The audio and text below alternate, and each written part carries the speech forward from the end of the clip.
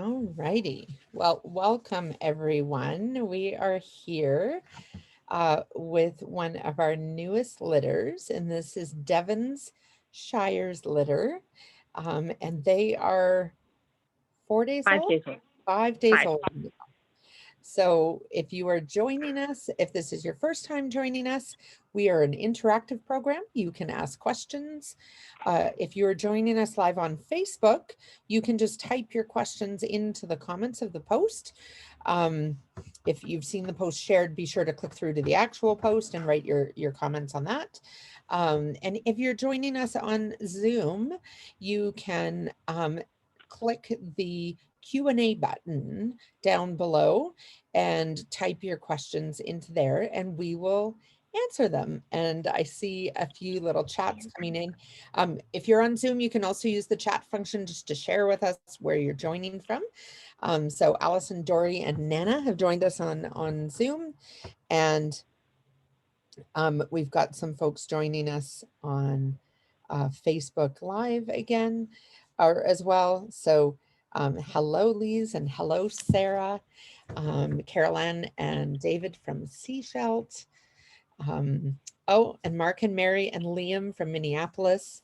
Some of our wonderful supporters south of the border. So thanks everyone for joining us. So I think the first thing I'm going to do, and you don't have to pick up the puppies if you don't want, well, actually, I should introduce who is with us with these beautiful puppies. So I think holding the camera, we have Aaron, and then behind the camera, we have Janine and Peter. And Aaron, Janine, and Peter have been a puppy raising collective for many years now, and now taken on the adventure of being breeder caretakers. And I believe they have their lovely whelper helper, Penny, there as well today. So welcome everyone.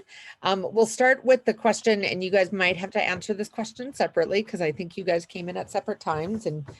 But with what we always start with is, so maybe start with Aaron. What brought you to Pats? How did you become part of the Pats family? Well, I was living downtown and working and always wanted a dog, but didn't really feel like I could leave a pup at home alone for the 8 to 10 hours that I was at the office every day. And one day I changed jobs, and my new boss was a very progressive person. And when I said, so what do you think? Because I remembered having met a friend, an acquaintance on the streets of downtown one day, and she was walking around with a little yellow dog in a little yellow cape. And I'd asked her all about pads and what the deal was, but it was 7 years from that meeting until I was in a job where I could take a pup to the office with me. And after we asked a couple of questions of HR and head office and our building management, everybody said, yes, we could give it a try. And that was, I think, 13 years ago now. And 13 years and many puppies. History, and RBC has also been amazing supporter of pads over the years. So yeah, so that's for sure. Very cool. And Janine and Peter, what about you guys? Well, I also work for RBC, and as does Peter. And Peter and I were both introduced to a couple of, I think they were Goldens, Bedford, and I can't remember who Carmen Stoffel had. But, oh, sorry, Carmen Stoffel had Bedford, and I can't remember who the other gal had. Anyway, then I went to work for another bank, and one of our colleagues in Japan was raising a service dog. And it was kind of like, And so I thought, well, if she can do it, why can't I? So with the other financial institution, I asked and applied, and they approved me. And so that's when we took on York and Quaker and Liza and a few others while I worked there. And then back at RBC, of course, it was a no-brainer. Of course, they were going to allow it. And I just continued. The first experience, though, that I had with a PADS dog was a client that I bumped into while I was shopping. And I literally almost bumped into her because she snuck up on me. I was paying attention to shopping, not who was around me. I turned around and there was this beautiful golden retriever at her side, Gem, and she was sitting just like one of those, you know, little statues that you put money in the head. And she was just so well behaved. And she said, "You want to see her on her release?" And anyway, she convinced me that, you know, if it weren't for people who raise the puppies, she wouldn't have had her wonderful service dog, Gem. And we've since sort of stayed in touch. And yeah, the rest is history. We've been co-raising Aaron. That's worked out well. The first couple we didn't, but we've been co-raising with Aaron. So most times you'll see that we had 3 dogs between the 3 of us. And it was great because we could just built in babysitters and shuffle them around. Yeah, musical puppies, because I lived downtown or near downtown and took SkyTrain into the office when that was still a thing. And Janine and Peter have this lovely house down in Richmond with a big backyard and squirrels that run along the top of the fence. So lots of different experiences for puppies. Wonderful. Well, thank you so much. So we've got all sorts of people on here today. So thank you everyone for joining us. Those of you that have just tuned in, we're here with Devon's Shires litter, and Janine and Peter and Aaron, the breeder caretakers. And so we have a few questions coming up. So the first question that came through Facebook was from Jessica asking, how many litters has Devon had? So this is her second, right? This is her second litter. She unfortunately went into heat right when COVID 2020 was rearing its head. And so the decision had been not to breed her at that time, or she may have had to breed. Yeah, his pads had shut down the breeding program, and Devon sort of specializes in inconvenient breedings. The year before that, she has quite a long fallow period between her heats, usually 11 to 13 months-ish. The year before, she came into heat during Snowmageddon, and we weren't able to get her to her date. Oh dear. Well, so just 2 for Devon. Well, these lovely babies are adorable. So how about, Sabrina was asking who gets to pick the names of the puppies. The names are adorable. And in this case, and we'll dive into this in a second, the breeder caretakers chose the names. It can vary. Often breeder caretaking, I will wholeheartedly say, is the best PADS role, but it's also the hardest and the most work. It is an absolutely intense amount of work and sleepless nights and all the things crammed into a very short period of time. And that's not to say that puppy raising is not hard work. But because of that, wherever possible, we allow our breeder caretakers the privilege of coming up with the names. Occasionally, though, we will have a litter sponsored. We had our Eukanuba litter that Jackie hosted, and that litter was named by sponsors. We also had the YVR litter, and those puppies were named by the folks at YVR, and so they do that in exchange for sponsorship of the litter. And then Mr. Blake is probably one of our most ardent litter sponsors. I think he's now on his 3rd or 4th litter sponsorship, and he names the puppies in those litters, so, or groups of puppies. So yeah, so usually it's the breeder caretakers. So without further ado, how about we introduce these little monkeys? And I know there's some stories behind the names, so I'll let Janine and Aaron and Peter take over and kind of share that, and then introduce you to each puppy and let you know their names. All right. Well, Aaron, I don't know if you're able to point the camera over at this little guy over here. This is the inspiration for the litter theme. Well, yeah, because we always thought Devon was a Shire. Devonshire. And so York, the first, was Peter and I's first love. And we raised York, and he had a wonderful working career as an AFD. And he passed away recently, fairly suddenly. And yeah, this is just our way of, having a little tribute to him. So yeah, this is York too. The Shires are counties in England, mostly historically. So with Devon being a shire in England, we thought, hey, why not? So Yorkshire, in other words, York too. If you put Shire, pronounced shire, at the end of each of these names, they are actually a shire, a county in England. On the birth announcement, you'll notice up in the top right-hand corner of the picture, we put their flags in there, top, right, left, whatever. We included their county flags. Yeah, so that's Sister York over there. So in the order of birth, it was Dorset. She's got a pink collar, and she's about to get a bath. So. She's getting a bath, and she's trying to go for a snack. There we are. So there's Dorset. there's Dorset. Hey. And I don't know if you can see her little ear is sticking up like a fox. And then there's the next born, Gloucester.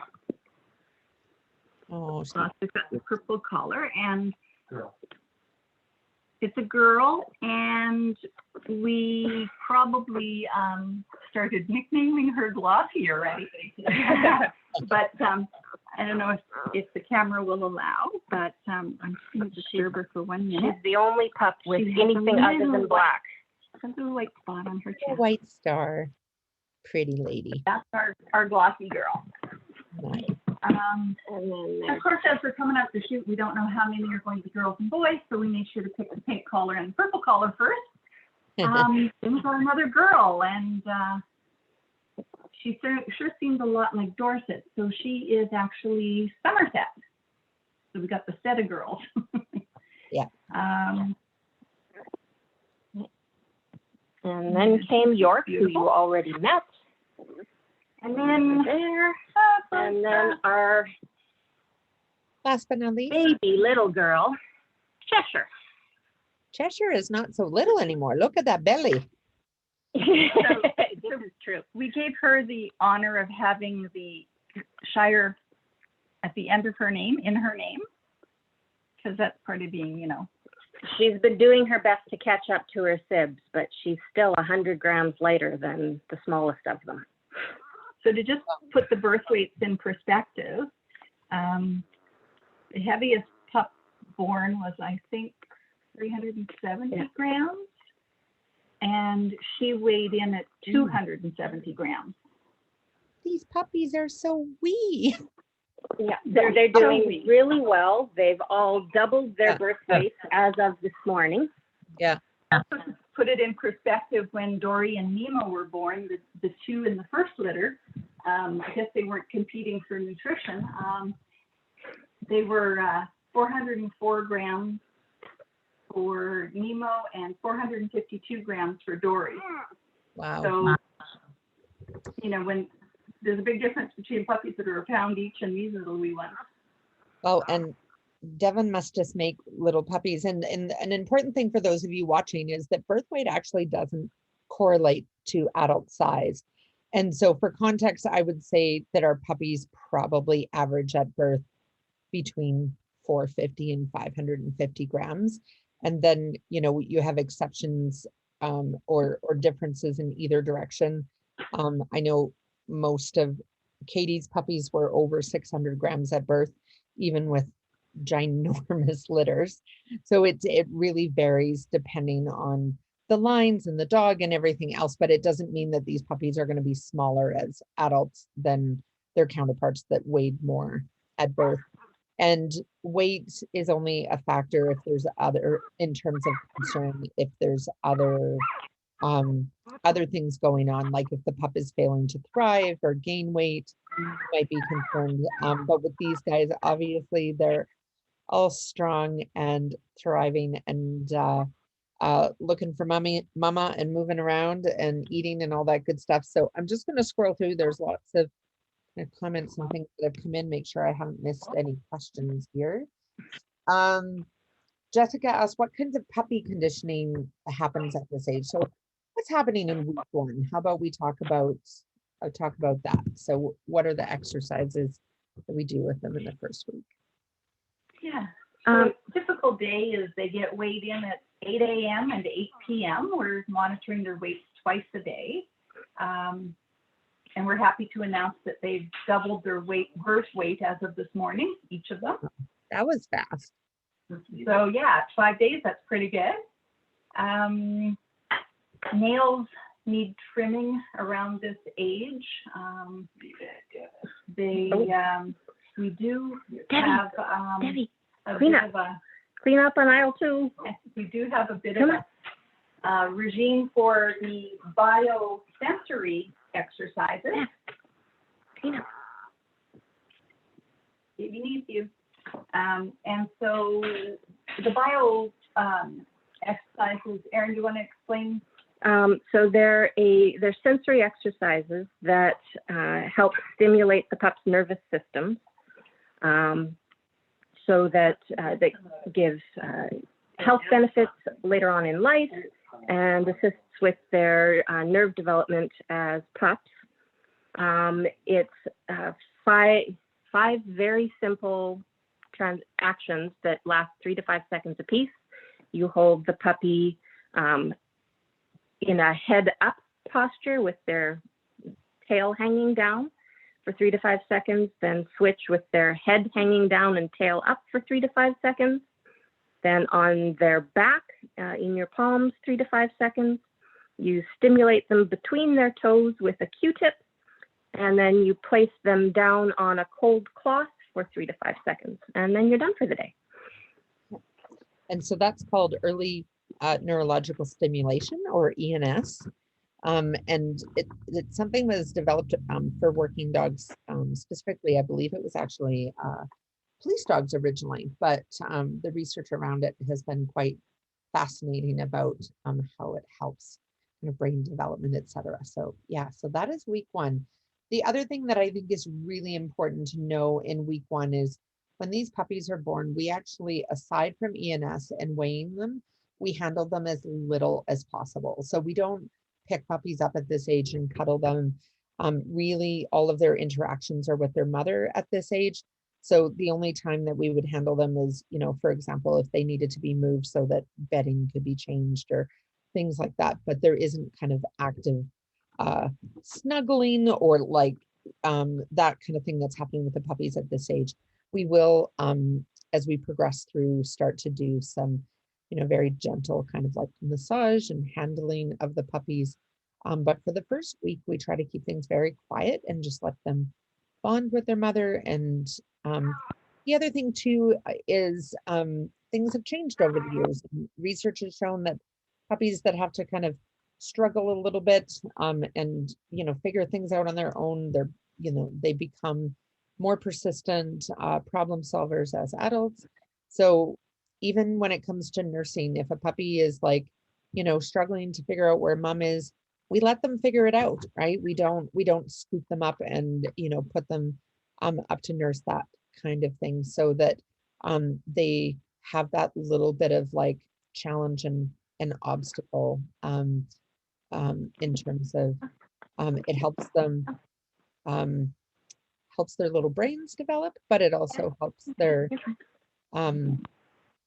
muscles develop, etc., as they're motoring around and moving and trying to find mom. So we're far more hands-off than we used to be, both with delivery and the first week. So as much as possible, we just let mom do her thing during our deliveries. Mom is the one that's going to like break the sack and stimulate the puppies, all that kind of thing. Whereas, years ago we used to swoop in and, clean the puppies off and the humans would do all the work. So now it's letting the moms do that. So, okay. So I am scrolling through questions here. There's lots of people watching. Thank you for joining us. If you've just joined in, we're here with Devon Shires Litter. And if you're watching on Facebook, you can ask questions there.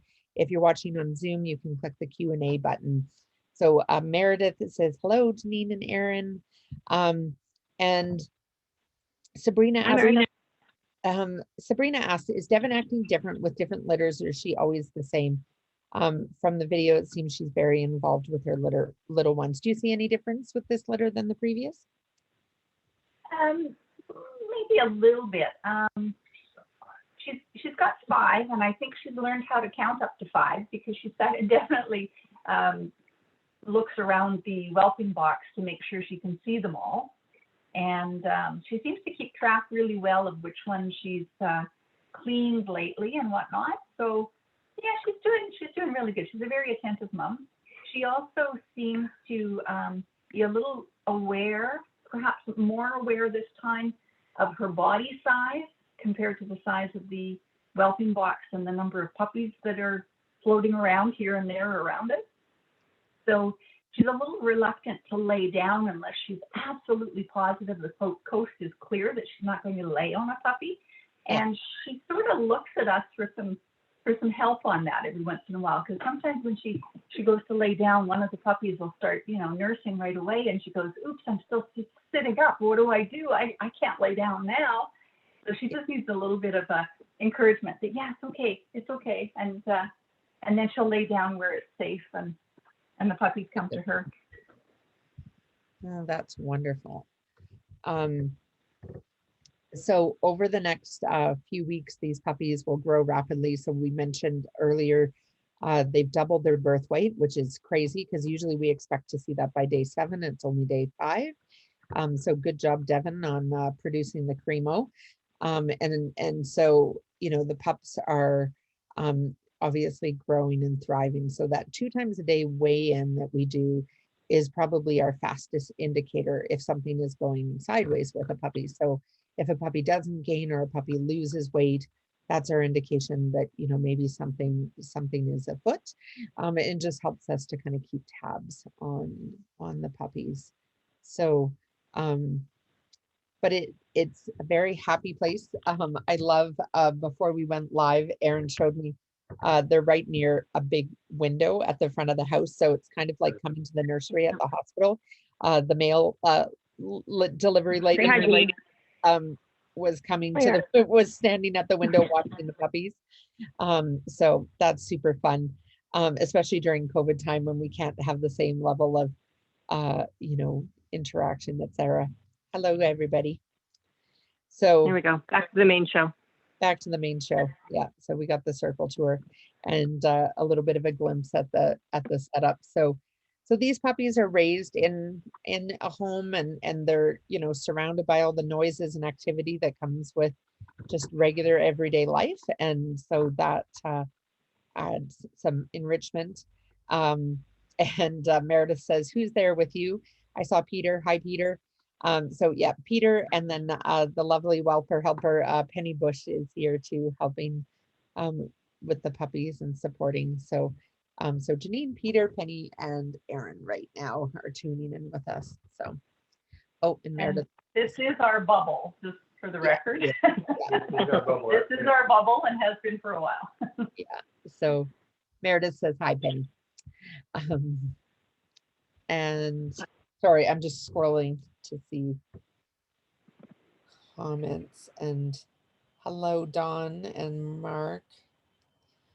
And okay, well, we've got a couple more minutes left. So if anybody has any more questions, feel free. Oh, hang on a sec. Mary is asking, what kind of breaks does Devin get during the day? Does she go out and spend time apart from the puppies? What does that look like? What does Devin's day look like? Well, we certainly had to coax her out for the first day, actually 2 days. She really didn't want to leave. And we were sure she was bursting. To the extent where we were feeding her in the litter, in the whelping pen, and then snapping on a leash and making her go outside. But now she's taking breaks, and she'll, you can see there's a dog bed down there at the end. She'll go and lie on that or on the cool linoleum for little breaks when the puppies are all sleeping and have been fed and cleaned. Yeah, no, she picks her schedule. So she likes to go an excursion upstairs where she normally sleeps in our room. Yeah. And she'll go up there and just check out her kennel. And then she'll hear across the room and up the stairs and around the corner, she'll hear a puppy squeak, and she just flies back down those stairs back to check on them. So yeah, she's been a really good mom. Having those little breaks, and hey, doing the stairs once in a while is probably good for her exercise. Yeah. Yeah, it is. I mean, the exercise and the movement and stuff is good for mom, but it's also very common for the first week or so for mom to pretty much want to be with those puppies 24/7. So it's nice when they get little breaks. So and Mary, to answer your follow-up question, the puppies will stay with Devin for 8 weeks. Typically though, around the 4-week mark when they start eating solid food, then mom starts to spend less and less time with the puppies as she starts to wean them, etc. So, but the puppies really need each other for the last 4. So the first 4 weeks, they really need mom. The last 4 weeks, they really need each other because they're learning all sorts of important life skills from interacting with their litter mates, whether it's bite inhibition or appropriate play and learning body signals and cues from other dogs, etc. So that's a really important stage as well. Sabrina says, I don't want you guys to start thinking about the end of this journey, but how does Devin usually feel when the pups leave?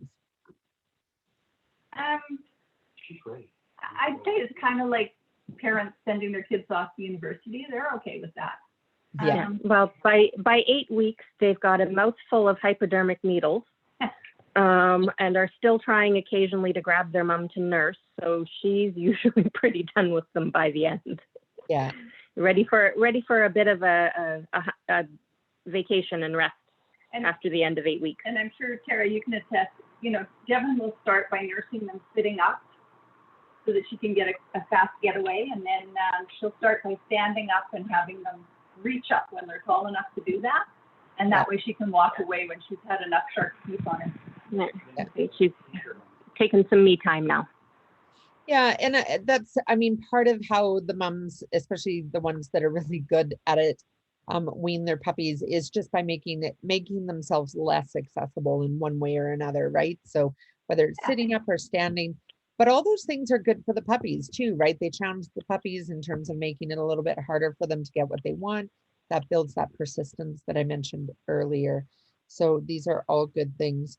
Karen's asking, in the last few weeks, will the puppies get to go outside if the weather is nice? And yeah. So we're prepared with some little play structures, kiddie play structures for them to go underneath, and we've got some kiddie pools if the weather is warm enough in May. We've got this fairly large open space here right now, and we also have pens set up in the dining room, which is closer to the patio door for ease of toilet training. Yeah. And so we'll sort of enlarge their world a little bit. And when we need to clean this pen, they'll go in the next pen. We're going to be setting up kennels to teach them how to sleep independently in a kennel before they go to the new home. We're going to be building an activity box, a play structure, if you will, of a PVC pipe with some interesting toys hanging down. One of the things I did with Dory and Nemo was I tried to introduce new toys every day, like different toys. And it was really amazing to watch them. I'm sure it will be with these too. But as soon as I put a new toy in, they would just gravitate to it. So they were very aware that it was something new in their environment that they could explore. So in my dining room, I have a couple of tubs of different assortments of toys and stuffed animals that move, and all sorts of stuff. It's a fun time that last month for us. It's busy. It's probably more work, but it's really fun to watch them grow and explore. Yeah. Well, and we do have a penned off section in the backyard, so they'll experience grass and outdoor toys as well. Yeah. And I think the other thing, the question was, if the weather is nice, one of the things I want to touch on is that, one of the things that we found challenging with many of our puppies in puppy raising is that, we live on the West Coast, so it's rainy and it's cold often. And so I know when I had my litters, I made a point of if it was raining, we would eat our meal outside in the rain, and they wouldn't be out long, like not long enough that they would get chilled or anything else. But then they made this association that being out in the rain was actually not a bad thing. Like they just learned that rain, or and one of my litters actually snow, like they learned that being outdoors and being in that wet environment was, they just made that association that was a really positive experience, instead of, oh my gosh, my feet are wet and I feel a little chilly and whatever. But my feet are wet and I might be a little chilly, but I've got a warm plate of food here, and I'm going to kind of gobble it up, and then as soon as I'm done, I'm going to go back inside and cuddle up with mom. So it's one of the ways too that we start to kind of prepare these guys for a working life. A service dog who says, heck no, I'm not going outside in the rain, is not a really useful service dog on the West Coast. So it's something that we work on really early with these guys to make sure that they are happy and healthy and well adjusted. So Karen says you did an amazing job with Dory and Nemo, so I'm sure these puppies will thrive as well. And then Mary's asking how many litters Dory will, Devin will have.